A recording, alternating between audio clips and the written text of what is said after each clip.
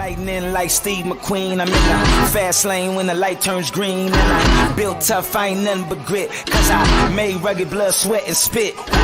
Yeah, like a horse I fly. Better push yourself in for a bumpy ride. I like to play hard, but I work harder. And I weather the storm cause I'm built stronger. What is up, ladies and gentlemen? We are back. We are live. It is a Freight Coach Podcast, the top podcast in transportation, coming to you guys every single weekday, 8:30 a.m. Pacific, 10:30 Central, to break down some industry headlines, but most importantly, provide some actual insight into what you can do with all of this information.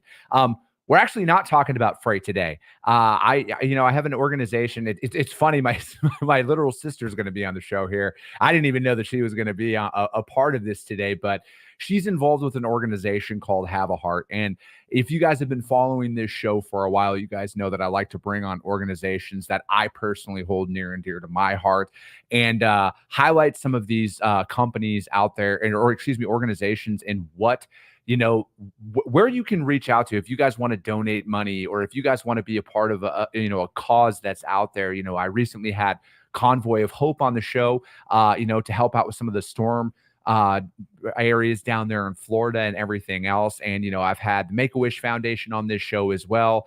And, I like to bring these on every once in a while to kind of change things up, right? And to also put things into perspective for a lot of us who think we are having a hard day out there, and that's not always the case. So with that being said, I am going to bring up Wanda and Lindsay, my sister Lindsay, from Have a Heart, to talk about their phenomenal organization. So thank you guys so much for joining. Yeah, hi. I'm going to try and not make fun of my sister this whole time, but no, we'll keep. I make fun of her every day, so I got you covered there. Oh, that is perfect. So Wanda, what is Have a Heart? What is the organization, and what are you guys out there doing for individuals? So we're an adult daycare center, or a day center for individuals with physical and developmental disabilities. Mm-hmm. So we're located in River Falls, Wisconsin, on a farm type area. And yeah, so we are open 8 to 4 every day, or Monday through Friday. And then every other Saturday we do a respite program to give caretakers a little break for that. So what does that service look like for individuals out there? Is this something that, it's just varying degrees of, I love what you guys have on your guys' website, the lowercase DIS, uppercase ability, and it's one of those things that, is there a certain, like group of individual that you guys care for the most, like from an age range, or is this something from essentially like 18 to, into the elderly years? Yep. So it's 18 and over. But most of our clients average in the range of like in their early 30s. We do have one that is 20. Mm-hmm. And then during respite, we've had an individual that was 53. I think Amy was 53. Mm-hmm. Yep. So all the way different age ranges. And I know in the past, I've only been with them since March, but Lindsay's been here for a year now, and they've had clients that have been a little older, I believe. Yeah. Right. So Lindsay, are you guys organizing like transportation for them and kind of helping them throughout their day-to-day lives? Or is this something that, you guys kind of bring them there, get them in a group environment, and just kind of have them be around other individuals as opposed to being isolated, potentially by themselves in their own home and stuff like that? Yep. So we do provide transportation. I actually start my day after I drop my kids off and immediately pick up one of the participants who lives by me. And then we go on and pick up the rest of the participants. And then we get here and then we start our day. So yeah, it's instead of them being at home and then with their parents or on their own, if that's where they would be, they get to come here and then learn different skills that they can utilize outside of Have a Heart. And we go into the community and do things too.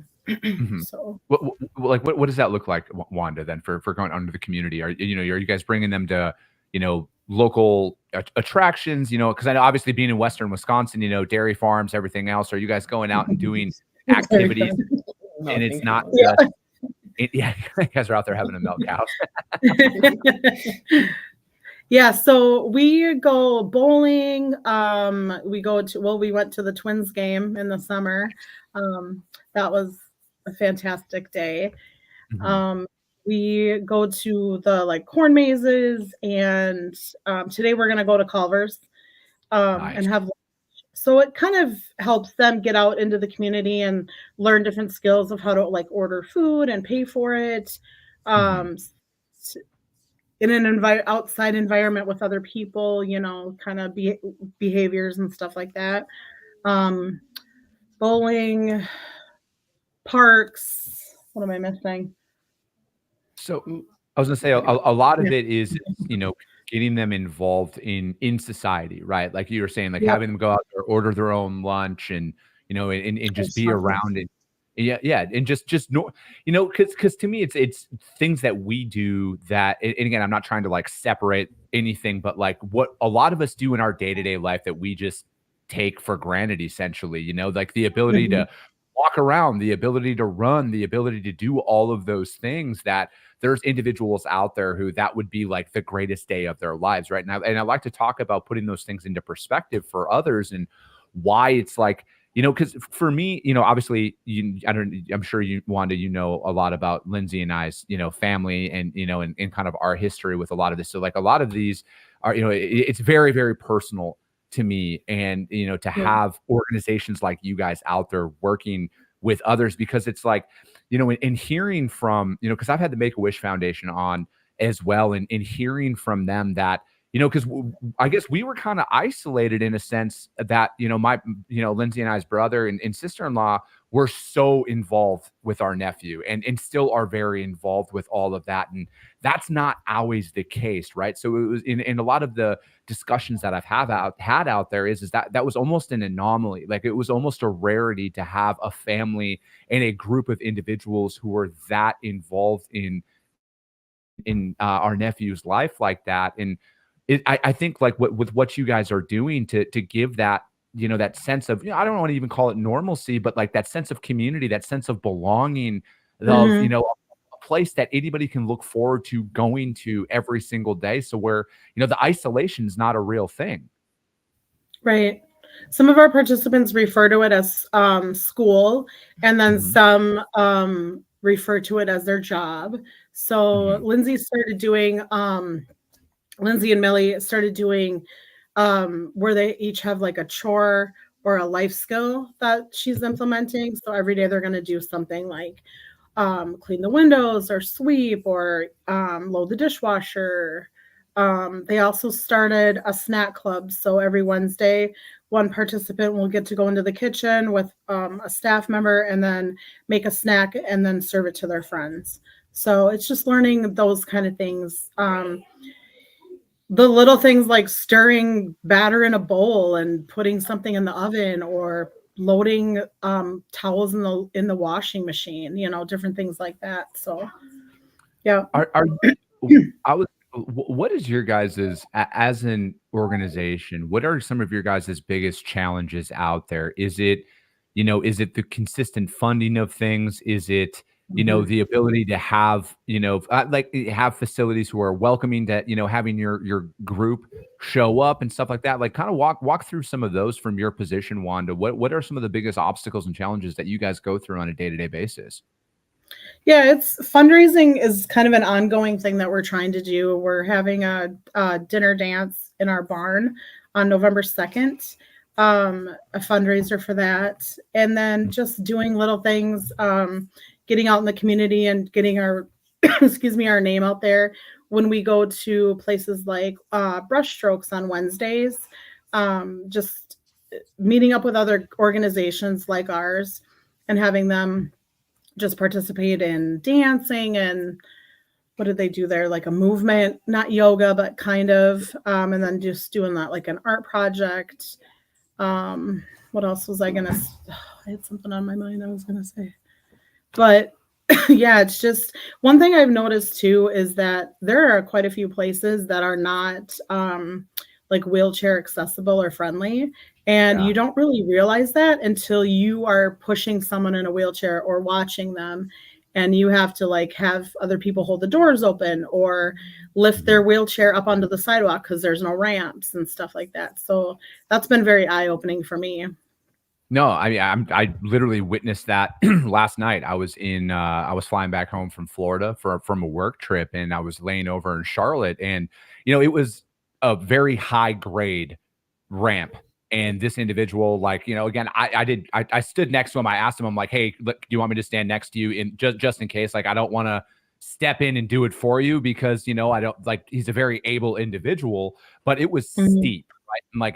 And I was kind of surprised that that was like a wheelchair. I don't want to even call it a wheelchair ramp. It was just like a normal grade inside of the airport. A lot of us just walk up and down, but that guy, I mean, he looked like he was struggling to get up there, Right. and I could tell just seeing that. And I mean, and that is at a major airport in the United States. And if that is an area out there of concern, I could only imagine it's some of the smaller, regional places, especially in small town Wisconsin and in other areas out there.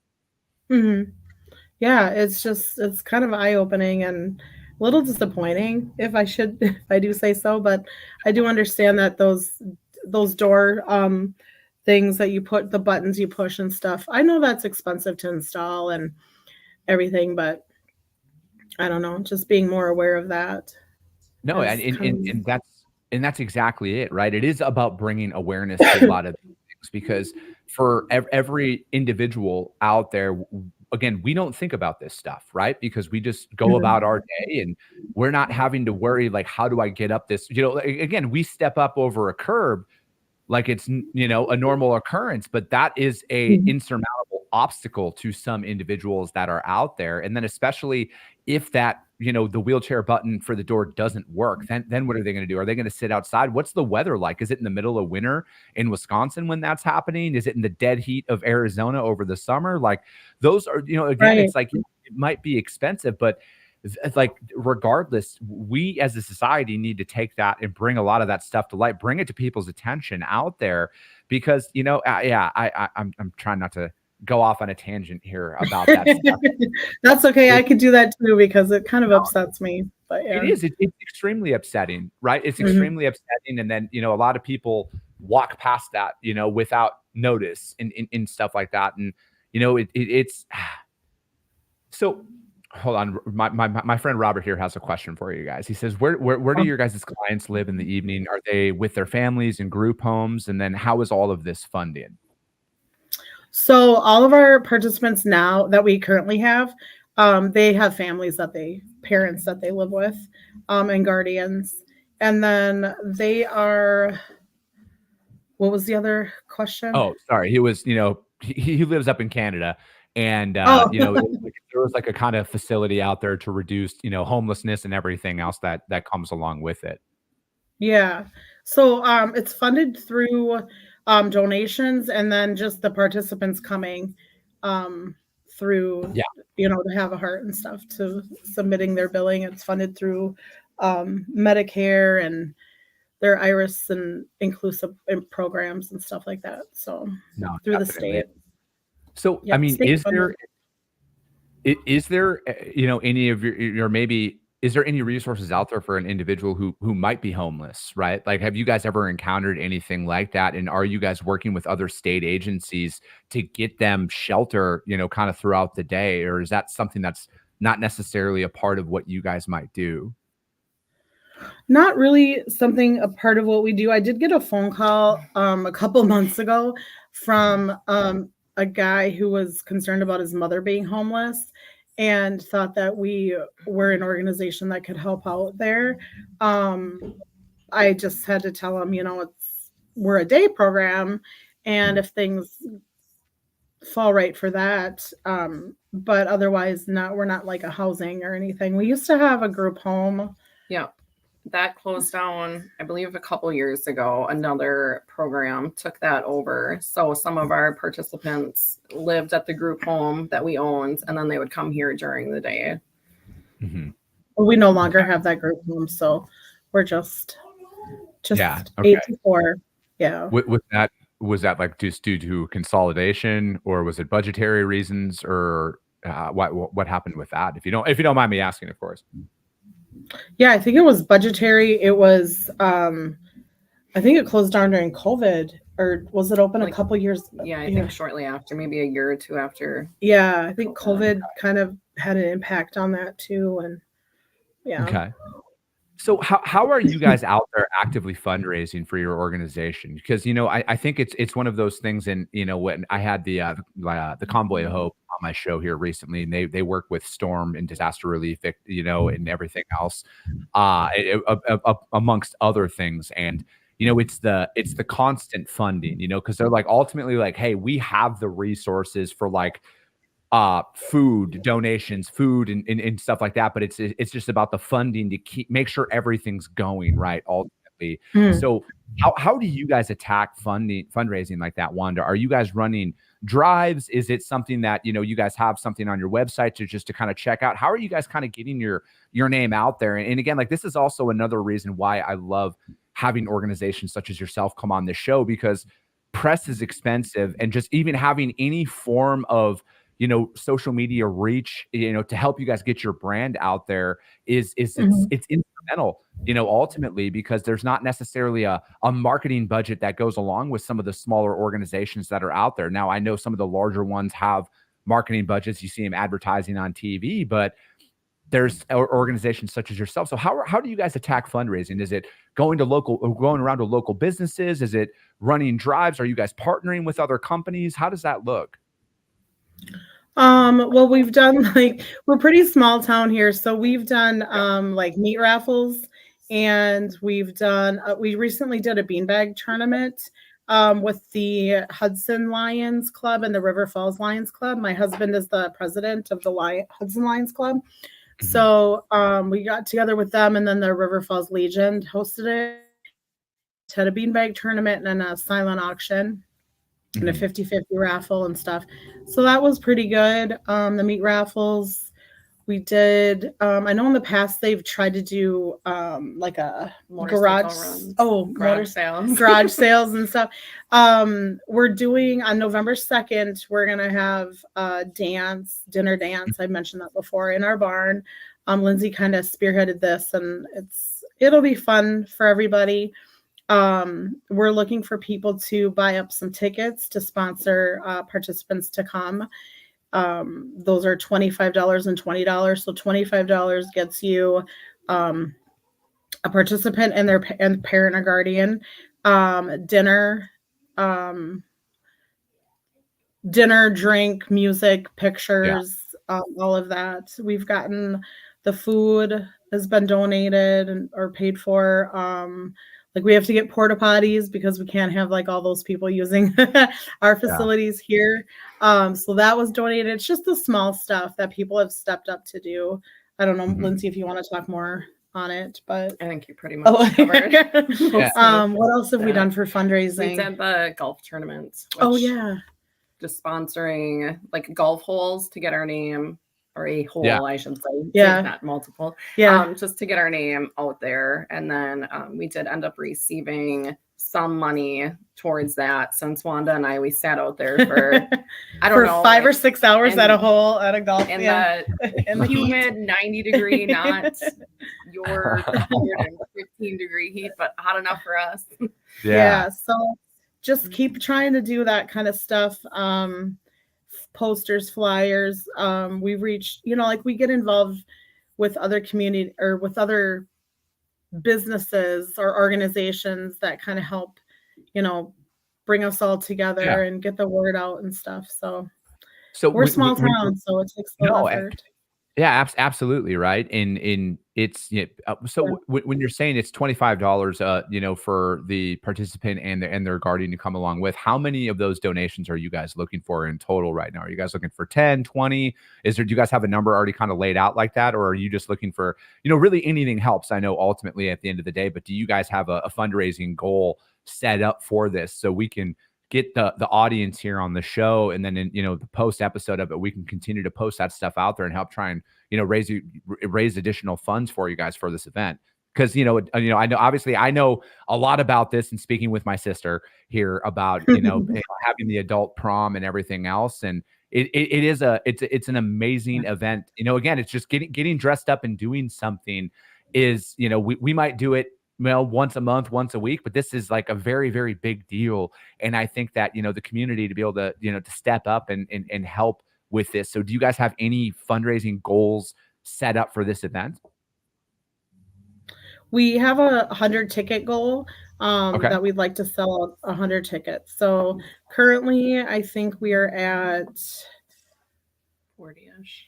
Yeah, 40-ish. And I've reached out to like my friend group and family and stuff to sell some and stuff. So yeah, if we could reach that 100 goal, if we could sell like 25, 30, 40 more, that'd be great.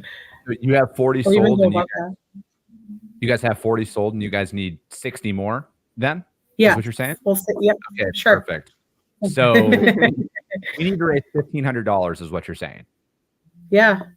Yeah. Ideally, ideally $1,500 bucks. All right. So this is what we are going to do. So how do they go and donate to this? Because I have a very loyal following, and a lot of them love to step up and help out. And I'm going to put some of this information out there on social media as well. So we're going to hit this goal. All right. This isn't we're going to hit this goal.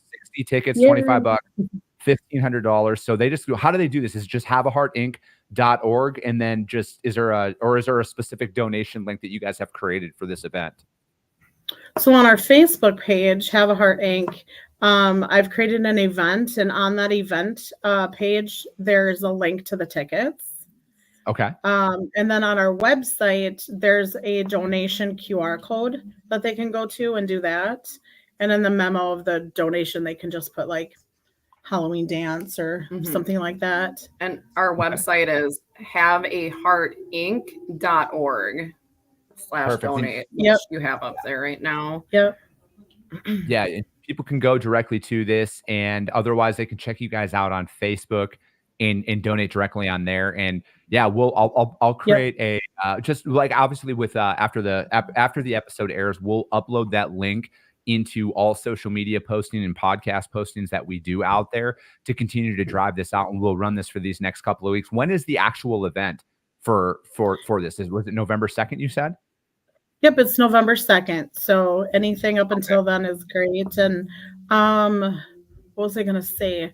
There's Ticket Leap is where we're getting where we're selling the tickets through. So if they just go on Ticket Leap, they can search the event on there too. It's called. Okay.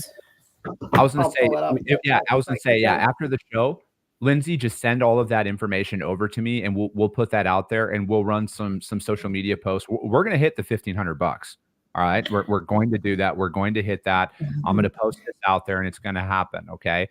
We've raised tens of thousands of dollars on this show so far, and counting. And we're going to continue to do this. We're going to continue to help highlight organizations such as yourself to get this out there, right? Because again, most nonprofits don't have a marketing budget. They have no way to get themselves out there and really spread their message and their cause. And, I will always utilize this platform and my platform to benefit communities such as the ones that you guys represent out there.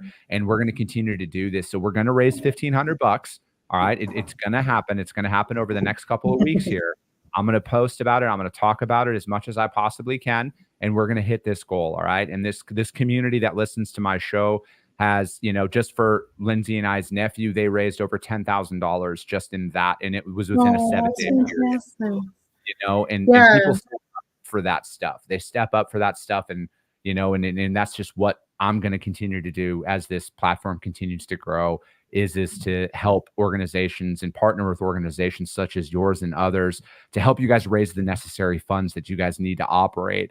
Because, and especially if you're out there operating with, Medicare and state funding, we're at the leisure of politicians, how they decide on how funds are allocated at times. And you guys shouldn't have to deal with that. Your guys as clients and you're the people who come there every single day shouldn't have to deal with that stuff. We as a society need to take care of people. And I know that the community that watches this show does just that. But so everybody should go to haveaheartinc.org And then there's a donate. If you guys want to just go to the website direct, just go to habitheartinc.org. And here it is right here. And then you can just click on donate on there, or otherwise you guys can click on this. This is going to be up on YouTube. I'm going to share this on all the podcast episode pages on iTunes and Spotify and everything else. And we're going to get this out there and we're going to spread it. And we're going to hit the $1,500 goal, you guys. All right. We got to hit $1,500. We're going to sell 60 more tickets for them. You can go there. You can donate $5, $25, whatever that looks like. Every dollar helps for these organizations. Just make sure you notate it is for the dance on the 2nd of November. Or what's the name of the event again? Just the Halloween dance is fine. Perfect. Yeah. The Halloween dance. The Monster Mash. There we go. Yeah. Make sure, there we go. Make sure you put that out there, you guys, and do anything we can. We're going to hit this $1,500 goal out here, you guys. But Wanda, Lindsay, thank you so much for joining me today. Yes, thank you so much. Yeah, no, absolutely, you guys. I really appreciate the time, and I'm surprised my sister and I didn't even get after each other like we're bickering siblings. Or anything. I can be professional when I'm on the clock. Yeah. You guys only knew Lindsay. No, just kidding. All right, you guys, but that's going to be it for today. We will be back on Monday. As always, if you guys got value out of the show, subscribe to it, share it out there. But most importantly, you guys go to Have a Heart and donate. haveaheartinc.org and donate for this event, you guys. I appreciate you guys. I love you guys, and we'll be talking to you soon. Now we're just